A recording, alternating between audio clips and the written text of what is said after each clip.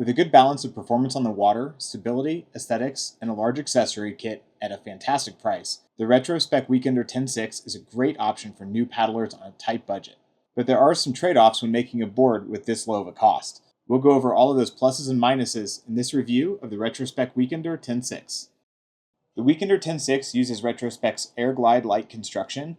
The board is put together by taking the outside edges of the top and bottom and gluing them with a band of reinforced PVC material around the edge. And while there are more modern materials and methods available, this is a tried and true construction practice. Once the construction is complete and all the features are added to the board, the Weekender 10.6 weighs just under 18 pounds and it has a maximum inflation pressure of 15 psi. In our bend test, the Weekender 10.6 bent just over 3.1 inches with 170 pounds of weight in the standing area of the board. That's nearly double the amount of the bend in our current running average of 1.6 inches. On the water, I could feel the Weekender 10.6 flexing lightly while standing and paddling normally, and that flex did obviously increase as I changed positions on the board or increased the amount of energy I used when paddling. The board weight is just under 18 pounds and the full kit weighs just over 25 pounds. And while that is a very lightweight board and kit, there's not a whole lot going on with the standard Weekender 10.6. On the board itself, you get a standard brushed EVA foam deck pad and a large front cargo bungee, and that's really about it. On the bottom side of the board, there is a 2+1 fin configuration, so you can run up to 3 fins if you want for maximum tracking and stability, or you can run just the center fin or the 2 side fins if you're in shallow water. The full kit includes the board itself, a nylon backpack, 3 fins, the aluminum nylon paddle, a leash, a pump, repair kit, and you do get a waterproof phone bag. Now overall, this is quite a decent kit for the price point. The weakest part of the kit here, in my opinion though, is the paddle. The aluminum paddle is heavy, and although they've done a great job with making it very user-friendly, aluminum paddles are just prone to bending, and that can't be undone. So if you do accidentally bend the paddle, it will forever be bent.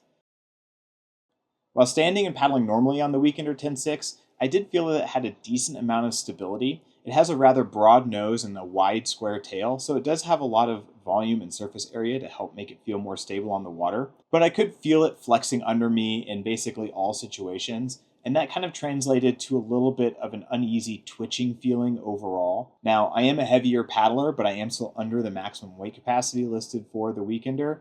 But because of this flex and how it affects the board stability, I don't recommend this for new paddlers over 180 pounds.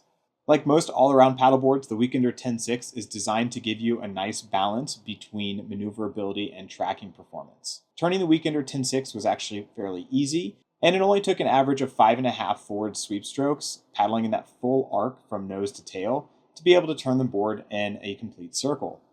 Now that's about what we expect, maybe slightly faster than a standard 10.6 all-around iSUP. And while it's important to be able to turn your board and be able to point it whichever direction you want, it's also important to be able to paddle in a straight line.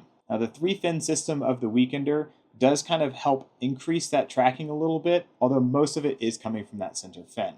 In our 10-stroke tracking test, the Weekender 10.6 deviated off course an average of about 17 degrees after 10 paddle strokes on one side. That is right around average for an all-around inflatable paddleboard. One of the variables we look at is the amount of speed you can get at various stroke rates. And under a normal paddling situation with a nice casual 25 strokes per minute stroke rate, which is just very easy to maintain, the Weekender 10.6 cruises along fairly easily at about 3.3 miles per average. And it's about what we expect for a board of this size. Now, if you do try and paddle faster, you're going to run into a little bit of an issue with the flex of the board. I was able to get it to a pretty fast sprint at a maximum of 5 miles an hour, but it was extremely difficult to get to this point. It was extremely difficult to maintain it. And again, I did actually end up slightly bending the paddle while doing this. So if speed is a concern for you, I can't say I'd recommend this board. But if you're looking for just a nice casual float and you're not worried about going fast, then it does quite well. So overall, the Retrospec Weekender 10.6 had a really nice performance balance on the water. It's a very pretty looking board, and it does come with a nice accessory kit for new paddlers to get started on the water. And that's what Retrospec is all about. They're about making it accessible and easy for people to get out and recreate in the outdoors. And while there are some trade-offs made in the rigidity and overall durability of this board in order to hit this very low price point and lightweight construction, I think it is still a good option if you are just kind of dipping your toes into the sport, not wanting to spend too much money. Because of the amount of flex in this board, though, I do feel I should recommend a much lower rider weight than the full 250-pound maximum weight capacity. And I would definitely recommend the Weekender 10.6 over similarly priced or cheaper Amazon paddle boards that you just don't know anything about the company. Whereas with Retrospec, you know you're buying a good product from a reputable company that backs it with a nice warranty, and it's even designed by paddlers, so it's going to be paddling well in the water, and that's what we've seen here.